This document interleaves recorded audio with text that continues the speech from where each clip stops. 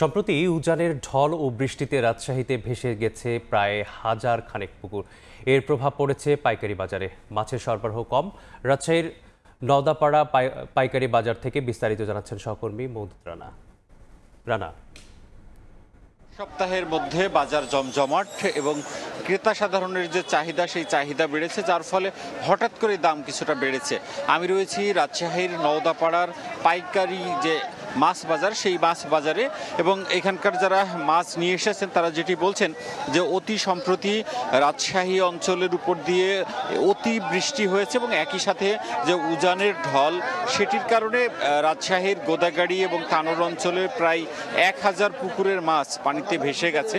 এবং যেহেতু অতিবৃষ্টি হয়েছে এবং পুকুরগুলো এখন টইটুম্বুর, ফলে তারা যে মাছ ধরার সেটি তাদের যেমন ব্যাহত হচ্ছে, তেমনি তারা অনেক চেষ্টা করেও খুব বেশি পরিমাণ মাছ ধরতে পারছেন না। অন্যদিকে বেশিরভাগ পুকুরের পানিতে যে মাছগুলো ছিল সেগুলো ভেসে যাওয়ার কারণে এক ধরনের মাছের সংকটও রয়েছে। সেই কারণে বাজারে আসলে খুবই কম মাছ উঠেছে এবং বাজারে কম মাছ ওঠার কারণে যারা ক্রেতারা রয়েছেন তাদের যে চাহিদা, সেই চাহিদাটি বেড়েছে। অর্থাৎ বাজারে সরবরাহ কম, ক্রেতা চাহিদা বেশি, যার কারণে অন্যান্য দিনের তুলনায় আজকে মাছের দাম অনেক বেশি। এবং এখানকার ব্যবসায়ীরা বলছেন যে গত এক সপ্তাহের মধ্যে রেকর্ড সংখ্যক মাছের দাম বেড়েছে।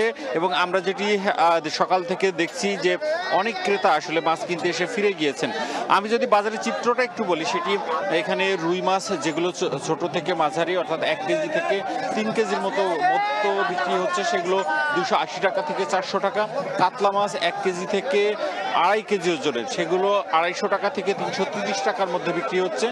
দেশি যে টাকি মাছগুলো রয়েছে সেগুলো 150 টাকা থেকে 400 টাকার মধ্যে বিক্রি হচ্ছে। পাবদা মাছ যেটি চাষের, সেটি বিক্রি হচ্ছে 300 টাকা থেকে 350 টাকা। সিলভার কার্প মাছ 250 টাকা থেকে 280 টাকা, এটি 1 কেজি থেকে 1.5 কেজি ওজনের। মৃগেল মাছ 220 টাকা থেকে 250 টাকা এবং পাঙাশ মাছ প্রতি কেজি ওজনের 150 টাকা দরে বিক্রি হচ্ছে। সরপুঁটি বিক্রি হচ্ছে 120 থেকে 150 টাকার মধ্যে। দেশি যে পুঁটি মাছগুলো রয়েছে সেগুলো প্রতি কেজি 35 থেকে 50 টাকার মধ্যে, এবং অন্যান্য যেসব দেশি মাছগুলো রয়েছে সেগুলো 150 টাকা থেকে 200 টাকার মধ্যে বিক্রি হচ্ছে। এখানকার ব্যবসায়ীরা যেটি বলছেন যে মাছের সরবরাহ না বাড়লে এই যে বাড়ন্ত বাজার সেটি থাকবে। এই ছিল রাজশাহীর বাজার থেকে আমার কাছে সর্বশেষ। সহকর্মী মৌদুদ রানা যুক্ত ছিলেন রাজশাহী থেকে।